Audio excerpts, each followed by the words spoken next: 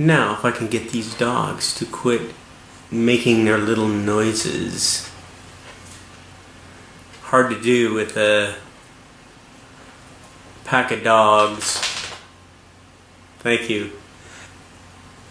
About a year ago, I posted on my blog a method in which that if you didn't have liquid nitrogen, you could make your own, or you could simulate it. Well, since then, I've taken a lot of flack about how I didn't know what I was talking about. I wasn't a chemist.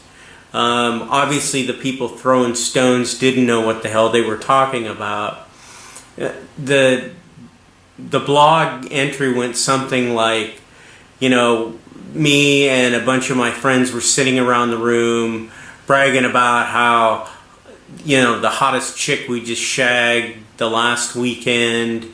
We listened to The Cure, The Cult, Blue Oyster Cult, Dio, Queen, and I think when we started to run out of ideas, I entered college in 1985, and I had the first Macintosh that was ever on the market that was released in 1984. And they had text-to-speech software available on this Mac called Macintalk. And there was this all-girls dorm that was like a mile away, and I had a telescope in my room, so I could like look through my telescope, and I had a phone book to this dorm, so I could like count up the floors, count over, and figure out what room I was looking in, and it corresponded to the phone number of the phone book that I had. So I could actually pinpoint a room, observe girls doing whatever they were doing, and then I could call the room, and instead of using my own voice to prank the call, I would prank the call with the computer, the synthesized voice. Well, God, nobody ever heard of text-to-speech. You know, girls were getting phone calls from some robot voice that could see them 12 floors up, and that I never got caught for that. It was like, what are we going to do now? Oh, well, I guess we can study. Nah, let's not do that. That's no fun. So I can remember seeing these experiments in the science lab where they'd have a bath of liquid nitrogen where they'd put, you know, flowers and bananas and vegetables and all kinds of stuff in this, basically this bath of something that was like negative 10 degrees below zero. So you bring out the whatever you put in the bath, you'd throw it up against the wall and it would shatter. Well, the problem is when you're a freshman in college, you don't have a lot of money.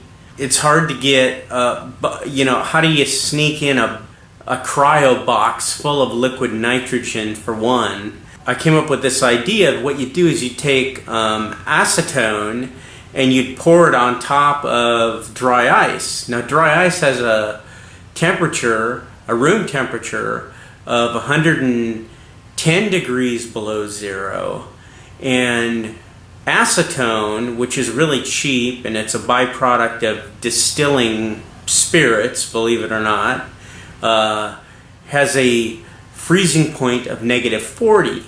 So if you poured acetone on top of dry ice, what you'd get is this bath of 110 degree below zero liquid.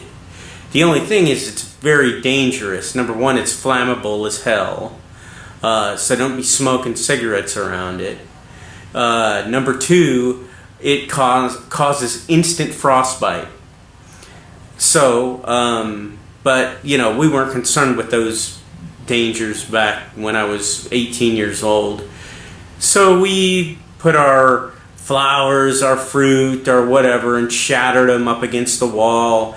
And I think some yahoo brought in a pack of hot dogs once, and they threw a hot dog in there, and we fished it out with a pair of hemostats, and he shattered it against the wall. And then like 2 weeks later, the room started to stink, because when you shatter, you get these microscopic shattered pieces of meat that are hidden in the drapery and whatever that would start to rot.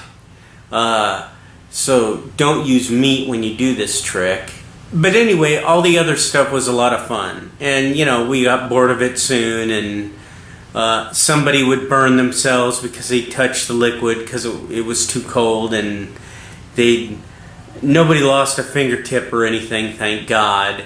But since I got so much flack on my blog about this experiment, I thought I would redo it. And I haven't done it in 20 some odd years. So I did it in my kitchen just this last week, and this is what I'm going to show you now.